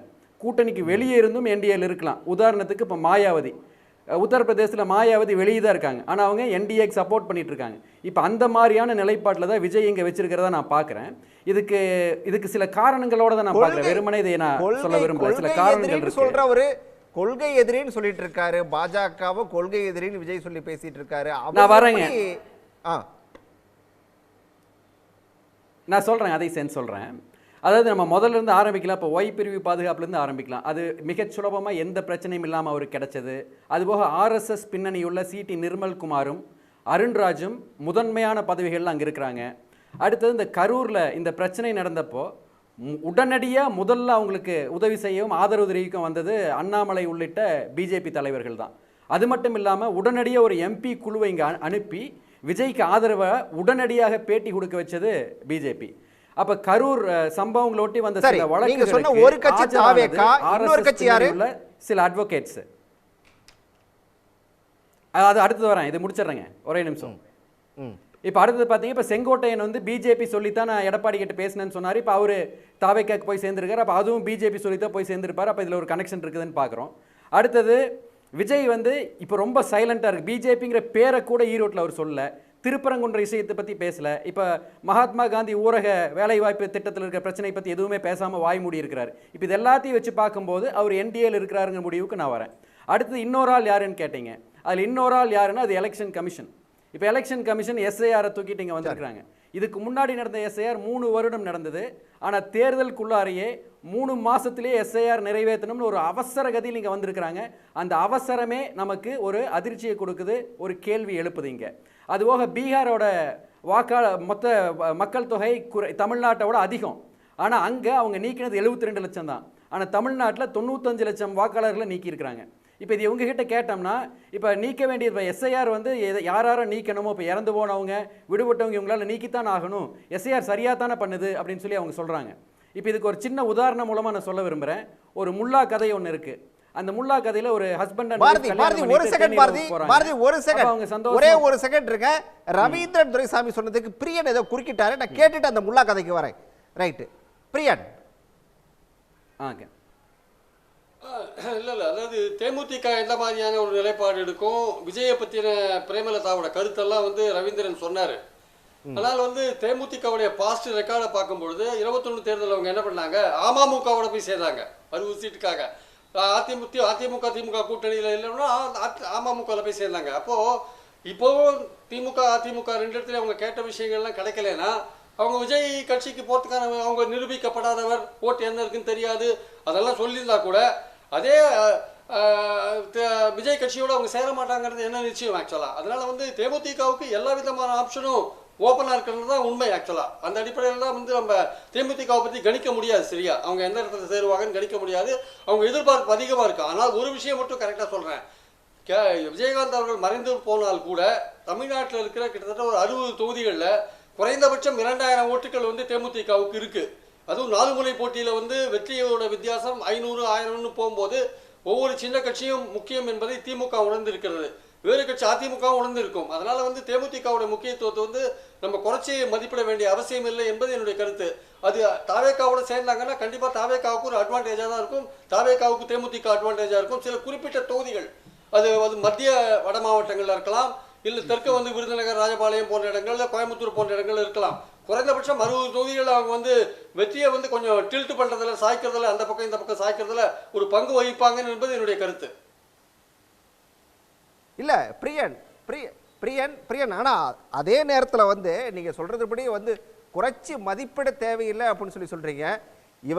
இவங்க வந்து ஒருவேளை திமுக ஆப்ஷனே எடுத்தாலுமே கூட அங்கே மட்டும் என்ன டபுள் டிஜிட்லேயே சீட்டு கொடுத்துட போகிறாங்க அப்படிங்கிற ஒரு கேள்வியை முன்வைக்கிறாங்கல்ல. ரவீந்திரன் இதை குறுக்கிட்டாரு. ஒரே செகண்ட் இருக்க பிரியன் ஒரே செகண்ட் இருக்க. ரவீந்திரன் இதை குறிக்கிறாரு. ஒரே செகண்ட். சகோதரர் பிரியன் சொன்ன கருத்து ஏற்புடையதுதான். பட் அதுல என்னன்னா அந்த மெயின் புள்ளியே இதுக்குள்ள இருந்தான் வருது. எடப்பாடி பழனிசாமி ஜாதிவாரி கணக்கெடுப்பு நடத்தாம தன் விருப்பப்படி எடப்பாடியில் ஜெயிக்கிறதுக்காக அநீதியாக சமநீதிக்கு எதிராக ஒரு இடஒதுக்கீட்டை கொடுத்தாரு. அந்த இடஒதுக்கீட்டை துணிச்சலோட தமிழ் மண்ணில் எதிர்த்த ஒரு சிலர் தான் முதுகெலும்போட எதிர்த்தாங்க. தவறு, எடப்பாடி பண்றது தவறு, இது சுயநலத்துக்காக ஒரு தொகுதியில் ஜெயிக்கிறதுக்காக பண்ற தவறுன்னு ஒரு சிலர் தான் சொன்னாங்க. பலர் எடப்பாடி பழனிசாமி செய்யறது பற்றி பேசாம தான் பலரும் கள்ளமௌனம் தான் சாதிச்சாங்க. அந்த சூழ்நிலையில் தேமுதிக பொதுச் செயலாளர் பிரேமலதா விஜயகாந்த் அம்மையாரும் துணிச்சலாக அதை எதிர்த்தார். இந்த இடம் தான் அங்க பிரச்சனை வரக்கூடிய இடம். இது விஜயகாந்த் தேமுதிக வெர்சஸ் ராமதாஸ் பாமகன்னு 2006 இருந்தே வந்த அந்த மோதலோட ஒரு வெளிப்பாடு தான் அது அன்னைக்கு வெளிப்பட்டது. அன்னைக்கு வெளிப்பட்டதுனால பாமக தான் முக்கியம்னு சொல்லி அவர் 93,000 ஓட்டுல அவரோட முடிவு சரிதான், தான் எம்எல்ஏ ஆனாதான் தன்னோட அரசியல் நிற்கணும்னு 8,000 ஓட்டு மக்களவை தேர்தலில் கீழே போன எடப்பாடி செக்மெண்ட்ல 93,000 ஓட்டு வித்தியாசத்தில் எடப்பாடி பழனிசாமி வெற்றி பெற்றார். அதற்கு அவர் காவு கொடுத்தது தேமுதிக அலையன்ஸை அவர் கைவிட்டார். அந்த சூழ்நிலையில் 5.5 விழுக்காடு வாக்குகளை மக்களவையில் நிரூபித்த ப்ரூவ்டு லீடர் தினகரனோட அவங்க வந்து 60 சீட்டுகள் வாங்கி கூட்டணி போனாங்க. இதுதான் நடந்த விஷயம். அதே வேளையில பிரியன் சொல்றத மறுத்து சொல்றதுக்கு நான் தயார் இல்லை. அது தேமுதிக எடுக்க வேண்டிய முடிவுங்கிறதே நீங்க சொல்றது வரலாம். அப்போ வந்து ஒருங்கிணைந்த பாமக இன்னைக்கு பாமகவே ரெண்டா இருக்குல்ல. அதுதான் மேலும் பிரச்சனை. பாமக 2ஆன பிறகும் 2.6 விழுக்காடு வாக்கெடுத்த தேமுதிக விட 4.3 விழுக்காடு வாக்கெடுத்து 2ஆ உடைஞ்ச பாமகவுக்கு 23 தங்களுக்கு 6ங்கிறது தான் தேமுதிகவோட பிரச்சனை. அதே வேளையில பாமகவை பொறுத்தளவுல அன்புமணியோ சௌமியா அன்புமணியோ எடப்பாடியில 10.5 சொல்லி நின்னா எடப்பாடிக்கு அது பெரிய சிக்கலாகும். ஐ கணேசன் ஒரு கட்டத்தில் எடப்பாடிய 3ஆவதே ரெட்டையிலே எடப்பாடியில வீழ்த்திருக்காருங்கிறதும் வரலாறு. அப்போ எடப்பாடி பழனிசாமியை பொறுத்தவரையில் பாமகவுக்கு அதிக முக்கியத்துவம் கொடுப்பாரு. அது எடப்பாடி சட்டமன்ற தொகுதியிலிருந்து ஆரம்பிக்குது. இதுதான் ரியல் பொலிட்டிக்ஸ். தன்னுடைய பெர்சனல் பொலிட்டிக்ஸை மீறி தான் பர்சனல் பொலிட்டிக்ஸை தாண்டி யாருக்கும் எதுவும் இல்லை. தான் முதல்ல எம்எல்ஏ சார் யாரும் பிரியன் குறுக்கிடுறார். ஒரு செகண்ட் கேட்டு பதில் சொல்லிட்டு போயிருங்க. ஓகே பிரியன் சார், இதை வந்து எடப்பாடி பார்வையிலேருந்து இந்த விஷயத்தை பார்க்கக்கூடாது, தேமுதிக பார்வையிலேருந்து தான் பார்க்கணும். எடப்பாடிக்கு பாமக வந்து முக்கியமாக இருக்கலாம், ஆனால் தேமுதிக பார்வையிலேருந்து எது ஆதாயமோ அதை தான் அவங்க பர்சீவ் பண்ணுவாங்க. அதனால வந்து கடைசியில் கிடைக்கலன்னா நீங்கள் சொல்கிற மாதிரி திமுக கூட்டணியில் வந்து சிங்கிள் டிஜிட்டில் தான் இடங்கள் கிடைக்கும்ன்றது உண்மைதான். ஆனால் சிங்கிள் டிஜிட்டில் இடங்கள் கிடைச்சாலுமே அதில் பெரும்பான்மையான இடங்கள் வெற்றி பெறுவதற்கான வாய்ப்புகள் இருக்குன்றத தேமுதிக உணரும் ஆக்சுவலாக. அதனால் அதை ஏற்றுக்கொள்வதற்கான வாய்ப்புகளும் இருக்குது. அது கிடைக்கலன்னா ஏத்துக்கலன்னா அவங்க போனாங்கன்னா அது அவங்களுடைய பிரியன் கருத்து கரெக்ட். பிரியன் கருத்து சரி. ஸ்டாலின் கொடுக்கிறது எம்பி போஸ்ட் எம்எல்ஏ போஸ்ட் எடப்பாடிக்கு ஓட் ட்ரான்ஸ்ஃபரிங் கெபாசிட்டி இல்ல, சீட் கன்வர்ட்டிங் கெபாசிட்டி இல்ல. இதற்கு கடந்த கால ஆதாரம் கொண்டு பல தரவுகளை என்னால சரமாரியாக சொல்ல முடியும். பிரியன் கருத்தை ஆமோதிக்கிறேன். அதாவது எடப்பாடி வந்து பாமகவுக்கு இம்பார்ட்டன்ஸ் கொடுக்கிறார் அப்படின்னு ஒரு விஷயத்தை சொல்றாங்க. பாமக இப்போ பிளவுபட்டு கிடக்கிறது உண்மைதான். ஆனால் அதோட ஓட் பேங்க் வந்து எலெக்ஷன் போது எப்படி போகும், ஒன்னா அன்புமணி பின்னாடி போகுமா ராமதாஸ் பின்னாடி போகுமான்றது ஒரு கேள்விக்குறி. ஆனால் அடிப்படையான ஒரு விஷயம் என்னன்னா, போன தேர்தலில் வந்து 10.5 கொடுத்து கூட அதிமுகவுடைய ஒரு ஓட்டு கூட வந்து பாமகவுக்கு ஹெல்ப்ஃபுல்லாக கிடையாது. இப்போ வட மத்திய மாவட்டங்களில் 11 மாவட்டங்களில் 77 தொகுதிகளில் 15 இடங்கள்ல அதிமுக வின் பண்ணாங்க. ஒரு இடத்துல மயிலத்தில் மட்டும்தான் வந்து பாமக வின் பண்ணாங்க. அப்போ ஏன் வந்து பாமகவுக்கு அதிமுக ஓட்டு டிரான்ஸ்ஃபர் ஆகல? இந்த வருத்தம் வந்து டாக்டர் ராமதாஸ் அவர்களுக்கு இருக்கு, ஆக்சுவலாக அன்புமணி அவர்களுக்கு இருக்கு. அதிமுக ஓட்டு வந்து பாமகவுக்கு டிரான்ஸ்ஃபர் ஆக மாட்டேங்குது. இந்த வாட்டி அவங்க சீரியஸாக யோசிக்கிறாங்க. அதிமுக ஓட்டு நமக்கு டிரான்ஸ்ஃபர் ஆக மாட்டேங்குதுன்னு யோசிக்கிறாங்க அவங்க ஆக்சுவலாக. அதனால எடப்பாடி நினைச்ச மாதிரி பாமக வந்து அவ்வளோ சுலபமாக உடச்சி போட முடியும் தெரியல. அவங்க ஹெவியாக டிமாண்டை வைக்கிறதுக்கான வாய்ப்புகள் இருக்கு ஆக்சுவலாக. சரி சோமு, அதாவது பொங்கலுக்கு பிறகு இந்த அரசியல் களத்தில் வந்து ஒரு பெரிய திருப்பு முனை வரும் அப்படிங்கிறது செங்கோட்டையனோட கணக்கு. அதான் எதை வச்சு சொல்கிறாருன்னா, டிடிவியும் ஓபிஎஸும் அங்கே வந்துருவாங்க, அதை கால்குலேட் பண்ணி தான் அவர் சொல்கிறாரு. அது நடக்கிறதுக்கான வாய்ப்பு இருக்கா? இல்லை, அதுக்கான வாய்ப்பு மிக குறைவு தான். என்னன்னா இப்போ வந்து விஜய் வந்து ஒரு நிரூபிக்கப்படாத ஒரு கட்சி தான் அவருடைய தேவைக்க அப்படிங்கிற ஒரு விஷயம். அதனால் என்னன்னா அவங்களுடைய ஒரு நோக்கம் என்னவா இருக்குன்னா திமுக கூட வந்து ஒரு கூட்டணி இருக்க வாய்ப்பு இருந்தாலும் அதுக்கு தான் முன்னுரிமை கொடுப்பாங்க. இதுவும் வந்து ஒன்றும் புதுசு கிடையாதுப்பா. இப்போ KKSSRலேருந்து ஒவ்வொருத்தருமே நம்ம நிறையா சொல்லலாம்ல. சேகர் பாபுவாக இருக்கட்டும், ரகுபதியாக இருக்கட்டும், எத்தனையோ பேர் நம்ம சொல்லலாம். அந்த மாதிரி செந்தில் பாலாஜி மேலே எத்தனையோ ஊழல் குற்றச்சாட்டு சொன்ன கட்சி தான் திமுக. ஆனால் மறுபடியும் இது பண்ணார். அது மாதிரி செல்வ கணபதி அவர் இந்த சுடுகாட்டு ஊழல் விஷயத்தில் வந்து இது பண்ணி அவர் தண்டனை பெற்றப்ப திமுக MP. ஸோ இது ஒரு விஷயம் அப்படிங்கிறது கிடையாது. அதனால் கட்சியில் சேர்த்துக்கிறாங்களா இல்லையான்னு இல்லையா ஒழிய கூட்டணியில் வரலாம். இப்போ OPS வந்து ஒரு கட்சி வச்சு அது வரலாம். அது மாதிரி TTV வரலாம். அதில் என்ன ஒரு வசதி இருக்குன்னா இந்த TTV கட்சியுடைய கொடி கிட்டத்தட்ட அந்த ADMK சாயல்லே இருக்கும், ஜெயலலிதா படத்தோடு இருக்கும். அதே மாதிரி OPSம் அப்படி தான் இது பண்ணுவார். அப்படிங்கிறப்ப அந்த அதிமுக சார்ந்த மாதிரியான ஒரு கட்சி தன்னுடைய கூட்டணியில் இருக்குன்னு போஸ்டரில் இது பண்ணுறதுல போடுறதுக்கான ஒரு வாய்ப்பும் திமுக உண்டு. அதனால் திமுக கூட்டணிக்கு அவங்க வரலாம். மற்றபடி விஜய் வந்து ஒரு பொருட்டாக இவங்க ஏற்றுக்குவாங்களா அப்படிங்கிறது தெரியாது. அதாவது இன்னும் சொல்ல போனால் விஜயை வந்து வருங்கால முதலமைச்சராக சொல்கிறது வந்து அவங்கள ரசிகர்களும் பல ஊடகங்களும் தான். இல்லைங்க, நம்ம தமிழ் மக்களுக்கு குறிப்பாக ஊடகங்களுக்கு ஒரு பரந்த மனசு உண்டு. ஒருத்தர் ஃபேமஸாக இருந்தாலே முதலமைச்சர் வேட்பாளர்ன்றான். ஆனால் சட்டம் அப்படி இல்லைல்ல. 234 வந்து 118 இருக்கணும். அப்புறம் அதுலேருந்து தேர்ந்தெடுக்கணும். அதுதானே முறை. இப்போ 2021 பார்த்தீங்கன்னா டாக்டர் கிருஷ்ணசாமி, கமல்ஹாசன் எல்லாரையும் 7 பேரை சொன்னோம் TTV தினகரன்.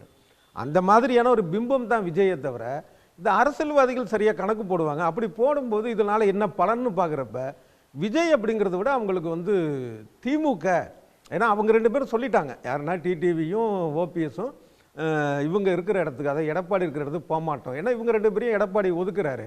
எடப்பாடி பழனிசாமி பொறுத்தளவில் என்ன, கட்சியோடைய வெற்றி தோல்வியை விட கட்சி தன்னுடைய பிடிமானத்தில் இருக்கணுங்கிறது தான் அவருக்கு. பாஜக மட்டும் கூட இருந்தால் போதுன்னு எடப்பாடி நினைக்கிறாரா? எடப்பாடியை பொறுத்தவரை அதிமுக தோற்றாலும் பரவாயில்ல, இவங்கள விடக்கூடாது. அதான் அவருக்கு ஆட்சி வெற்றி தோல்வியை விட இருக்கணும். இது இவங்களுக்கு புரியுது. யாருக்கு? TTV தினகரனுக்கு, செங்கோட இவருக்கு OPSக்கு புரியுது. அப்படிங்கிறப்ப இப்படி நோக்கம் உள்ள ஒருத்தருக்காக நம்ம NDA எடப்பாடிக்கு முக்கியம் கட்சி தான், கட்சி மட்டும்தான். அவர் வெற்றி தோல்வியை பற்றி அவர் கவலைப்படவே இல்லை. கட்சியில தான் உறுதியாக இருக்கணும். அப்புறம் இன்னொரு இது என்னன்னா, இப்போ இவர் பாரதி சுப்ராயன் சொன்னப்போ ரொம்ப அழகாக சொன்னார். NDA கூட்டணியில் வந்து தாவேக்க தெரியலன்னா அப்புறம் வந்து நாத்தாக்காவை மறந்துட்டார் போல இருக்கு. நாம் தமிழர் அதுக்கு விரிவாக நான் சுருக்கமாக அதோட விட்டுறேன். ஏன்னா நிறைய எல்லாருக்கும் தெரிஞ்ச விஷயம்தான். அதுவும் அந்த இதில் சேர்க்கணும். அடுத்ததுக்கு இன்னொரு இது என்னன்னா, அந்த ஒருங்கிணைந்த பாமகவே 4.3 அப்படிங்கிற மாதிரிலாம் நம்ம சொல்கிறோம்ல. ஆனால் இப்போ உள்ள ஒரு யதார்த்தம் பார்த்தீங்கன்னா, இதுக்கு முன்னாடி பாட்டாளி மக்கள் கட்சிக்கு வந்து ஆரம்பத்திலேருந்து நடுவில் சரிவுகள். ஆனால் இப்போ இருக்கிற அந்த மோதல் வந்து என்னன்னா, ஏற்கனவே பாமக விட்டு விலகி இருந்தார்கள் இல்லையா, அவங்களையும் இங்கே இந்த கொண்டு வந்து சேர்க்குது. இப்போ நம்ம சோசியல் மீடியாவில் பார்த்தாலும் சரி, இல்லை தனிப்பட்ட முறையில் சில பேசுகிறப்பையும் சரி, என்னன்னா இதுக்கு முன்னாடி பாமகவுக்கு வெளியிலேருந்து இருந்த எதிரிகள் போக இப்போ உள்ளாரையே பிரச்சனைங்கிறப்ப இது ஒரு இறுதி இதாக அவங்க நினைக்கிறாங்கங்கிறது. இந்த ஒரு பிளவு கூட வந்து ஒரு ப்ளஸ்ஸாக கூட ஆகலாம் பாமகவுக்கு. இது ஒரு என்னுடைய ஒரு கோணமாக. அளவு எப்படி ப்ளஸ் ஆகும்னு எனக்கு தெரியல. அதை பற்றி நம்ம தொடர்ந்து பேசலாம். அதுக்கு முன்னாடி நேயர்கள் முன்னாடி இன்றைய விவாதம் தொடர்பாக ஒரு கேள்வியை முன் வச்சிருந்தோம். என்ன சொல்லியிருக்காங்கன்னு பார்த்துட்டு நம்ம தொடர்ந்து விவாதிக்கலாம். தேசிய ஜனநாயக கூட்டணியில் தேமுதிகவுக்கு 6 இடங்களா?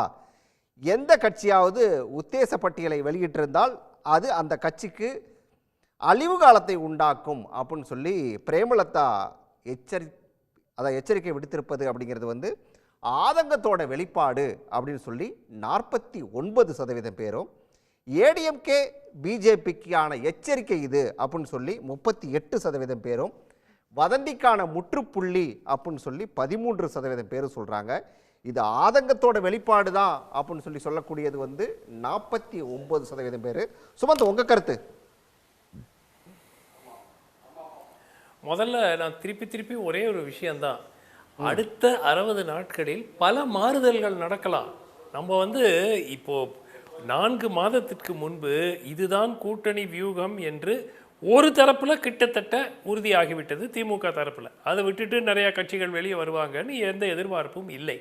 ஆனால் எதிர் அணியில் பல விஷயங்கள் மாறலாம், காட்சிகள் மாறலாம். ஏன்னு வந்து இவர் தோற்றுருவாங்க, அவங்க தோற்றுருவாங்க, இவங்க ஜெயிக்க மாட்டாங்க, விஜய் உருப்பிட மாட்டார், எப்படிங்க இதெல்லாம் டிசைட் பண்ண முடியும்? மொமெண்டம் வந்து நிச்சயமாக இன்று தாவேகா 3 மாதங்கள் 4 மாதங்களுக்கு முன்பு இருந்ததை விட கரூர் சம்பவம் முடிந்த பிறகு தாவேகா கிட்டத்தட்ட வந்து எந்த விதமான ஒரு வாய்ப்பு இல்லைங்கிற மாதிரி இருந்தது.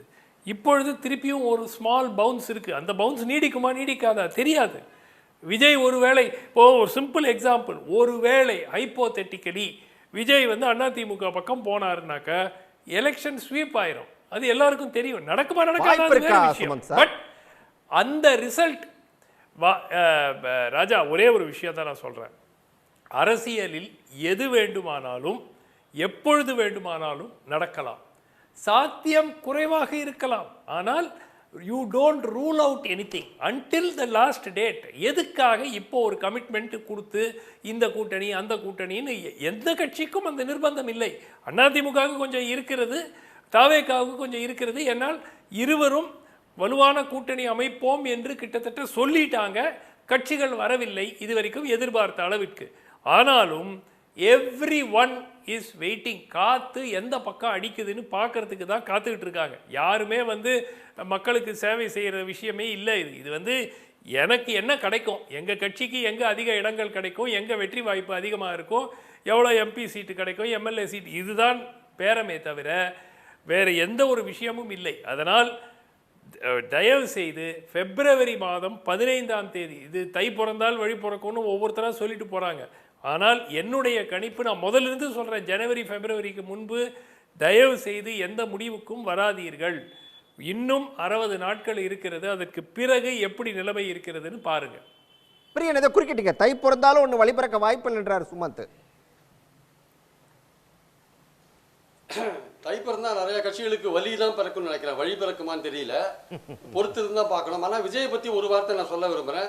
சுமன் சார் சொன்ன ஒரு விஷயம், அதாவது அதிமுக தாவேகா கூட்டணி, அது வந்ததுன்னா ஒரு டஃப் கொடுக்கறதுக்கான, திமுக அணிக்கு டஃப் கொடுக்கறதுக்கான வாய்ப்புகள் இருக்குது. ஆனால் அதிமுக பாஜக விட்டு வெளில வருமானு ஒரு கேள்வியை நம்ம முன்னாடி வைக்கிறோம். அதிமுக பாஜக இருக்கிற கூட்டணியிலேயே தாவேகா போய் சேருமான்னா அதை வந்து இப்போது நம்ம வந்து சில விஷயங்களை நம்ம கவனிக்க வேண்டிய அவசியம் இருக்குது. இப்போ பாரதி சொன்னார் இல்லையா, தாவேகா எப்படி பாஜகவை வருடி கொடுக்குறாங்க, கொள்கை எதிரியாக இருந்தால் கூட எப்படி வருடி கொடுக்குறாங்க, திருப்பரங்குன்றம் விஷயத்தில் பிளவுவாத அரசியல் எழுத்து ஒரு வார்த்தை கூட பேசாமல் இருக்காரு. அதே மாதிரி மகாத்மா காந்தி ஊரக வேலைவாய்ப்பு திட்டத்தில் அதை பற்றியும் பேசாமல் இருக்காரு.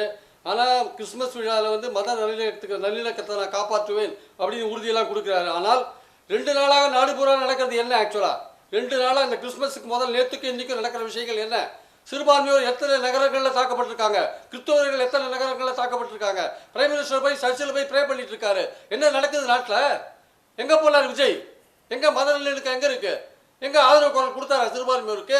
இதுவரையும் ஏதாவது அறிக்கை வந்திருக்கா? என்ன பண்ணிட்டு இருக்காரு சார்? எப்படி நம்ப முடியும்? அதனால எப்படி நம்ப முடியும்?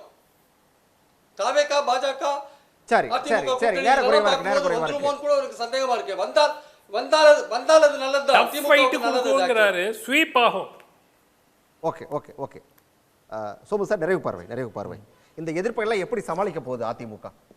இல்லை, அதிமுக சமாளிக்கிறதுங்கிறதுக்கான ஒரு வியூகம் அப்படின்னு பார்த்தீங்கன்னா இப்போதைக்கு அதுக்கு இருக்கிற வாய்ப்பு வந்து ஏற்கனவே பாஜக அதிமுக, இதை தவிர வந்து பாமக. இப்போ அதை பற்றி நான் சொன்னப்போ கூட சொன்னீங்களா, அது வந்து உங்களுடைய ஒரு புன்னகையும் பார்த்தேன். அது என்னுடைய இதுங்கிறது நீங்கள் ரிசல்ட் வந்ததுக்கப்புறம் நான் ஒவ்வொரு இதுவும் சொல்கிறது மேக்சிமம் நடக்கிற விஷயம். எப்படின்னா, இது வரைக்கும் பாமகவுக்கு வெளியிலேருந்து வந்த எதிர்ப்புகள், அதனால் ஒட்டுமொத்தமாக வந்த அதிருப்திகள், விலகினவர்கள் பல பேர் இல்லை வந்து ஒரு ஆதரவாளர்களாக இருந்தவர்கள் அந்த நிலைப்பாடிலேருந்து விலகினதும் உண்டு. அதனால தான் வாக்கு சதவீதம் குறைந்தது. இப்போ வந்து இது கட்சிக்கு உள்ளறையிலே ஒரு தலைமை குடும்பத்திலே நடக்கிற ஒரு விஷயம். அது வந்து அவங்களுக்கு இது ஒரு இறுதியான ஒரு விஷயமா தோணுது. இதில் வந்து நம்ம வந்து ஒரு உறுதியாக நிற்கணும் விலகினவங்களுக்கு கூட அப்படிங்கிறது. அதில் பார்த்தீங்கன்னா கட்சி நிர்வாகிகளாக இருக்கட்டும், இல்லை கட்சி தொண்டர்களாக இருக்கட்டும், அன்புமணிக்கு தான் அப்படிங்கிறது வெளிப்படையான தெரிஞ்ச விஷயம் தான். ஏன்னா நிர்வாகிகள் வந்து 199% பேர், அது மாதிரி தொண்டர்கள் அவர் கூட்டங்கள் இது எல்லாம். அதனால தான் இப்போ அதிமுகவுடைய அங்கீகரிக்கப்படாத ஒரு அறிக்கையில் கூட 23 சீட்டுன்னு வந்ததுக்கான காரணமாக நினைக்கிறேன். ரைட். பாரதி, ஏதோ ஒரு முல்லா கதை சொல்ல வந்தீங்க, அதோட முடிச்சா இந்த விவாதம் நல்லா இருக்குன்னு நினைக்கிறேன். சொல்லுங்க. முல்லா கதை கூட இன்னும் ஒரு சில விஷயத்தையும் சொல்ல விரும்புகிறேன். முல்லா கதை ஒன்றும் இல்லை, எஸ்ஐஆர் வந்து நல்லதாக செய்யுது மக்களுக்கு அப்படின்னு சொல்லிட்டு இருக்காங்க. அப்போ முல்லா தன்னுடைய மனைவியோட ஒரு தேனிலவுக்கு போகும்போது மனைவியை பயப்படுறதுக்கு கூர்மையான கத்தி ஒன்று எடுத்து அதை குத்துறமாறு போவார். அப்போ குத்துறமாறு போகும்போது மனைவி வந்து பயப்பட மாட்டாங்க. கத்தி ரொம்ப கூர்மையாக இருக்குது, வலிமையாக இருக்குது, ஆனால் நீ ஏன் பயப்படலை அப்படின்னு கேட்பார். கத்தி வேணால் வலிமையாக இருக்கலாம், கூர்மையாக இருக்கலாம், நான் கையில் பிடிச்சிருக்க நீங்கள் என்னோட அன்பான கணவர், அதை நான் ஏன் பயப்படணும்? ஏதாவது திருடங்க இது பிடிச்சிட்டு இருந்தா வேணா நான் பயப்படலாம் அப்படின்னு சொல்லி சொல்லுவாங்க. அந்த மாதிரி எஸ்ஐஆர் வந்து தூய்மையானதாக இருக்கலாம், நல்லதாக இருக்கலாம், நல்லதை செய்யக்கூடியதாக இருக்கலாம். ஆனால் அதை கையில் வச்சுட்டு இருக்கிற பிஜேபி அதை வந்து அவங்கள நம்ப முடியல. ஏன்னா அவங்க பல தகுதித்தம் பண்ணுறாங்க. அதை தான் சொல்ல வந்தேன். அதுக்கு அடுத்து இன்னொரு விஷயத்தை நான் சொல்ல விரும்புகிறேன். விஜய் ஏடிஎம்கே கூட போனால் இப்போ சுமந்த் சார் சொன்னார், அதாவது விஜய் ஏடிஎம்கேவோட கூட்டணி வச்சுக்கிட்டா ஸ்வீப் ஆகும் அப்படின்னு சொல்லி சொன்னார். ஆனால் அதில் 2 பகுதி இருக்குது. அதாவது விஜய் ஏடிஎம்கே கூட மட்டும் கூட்டணி வைக்கிறது, இன்னொன்று விஜய் ஏடிஎம்கே ப்ளஸ் பிஜேபி கூட கூட்டணி வைக்கிறது. இப்போ விஜய் ஏடிஎம்கே ப்ளஸ் பிஜேபி கூட கூட்டணி வச்சா விஜயோட அரசியல் எதிர்காலமும் முடிஞ்சிடும், அந்த கூட்டணியும் முடிஞ்சிடும் அப்படிங்கிறது என்னுடைய கணிப்பு. அதே சமயம் விஜய் ஏடிஎம்கே கூட மட்டும் கூட்டணி வச்சா அது ஒரு டஃப் ஃபைட்டை கொடுக்கறக்குரிய வாய்ப்பு இருக்கும். ரெண்டாவது, இப்போ விஜய் கிட்ட மற்றவங்கெல்லாம் போயிடுவாங்களா, ஓபிஎஸ் டிடிவி இவங்கெல்லாம் போயிடுவாங்களா அப்படின்னு ஒரு கேள்வி இங்கே வந்தது. இவங்கெல்லாம் போவாங்களான்னா எனக்கு போகிறதுக்கு வாய்ப்பு குறைவு. ஏன்னா விஜய் இங்கே கொண்டு வந்ததுக்குரிய காரணம் சிறுபான்மையினர் ஓட்டை பிரிக்கிறதுக்காகத்தான். அதுதான் அவரோட அஜெண்டா. அந்த இடத்த அவர் பிரிச்சுட்டாருன்னா மற்ற ஓட்டை ஒருங்கிணைச்சிட்டனோ இங்கே ஜெயிச்சிடலாம்னு நினைக்கிறாங்க. இப்போ நம்ம எடப்பாடி வந்து இவங்களெல்லாம் அங்கீகரிச்சிட்டார், டிடிவி ஓபிஎஸ் எல்லாம் அங்கீகரிச்சிட்டார். அதனால் இவங்க எப்படியாவது ஒரு கூட்டணிக்குள்ளார் வந்துடுவாங்க, ஒருங்கிணைச்சிருவாங்க தான் நான் நம்புகிறேன். அதனால் அவங்க விஜய்க்கு போகிறதுக்கு வாய்ப்பு குறைவு. இதுதான் என்னுடைய நன்றி சார். நன்றி. விவாதத்தில் பங்கேற்ற அனைவருக்கும் நன்றி. மீண்டும் ஒரு நிகழ்ச்சியில் சந்திக்கலாம் நேயர்களே. நன்றி, வணக்கம்.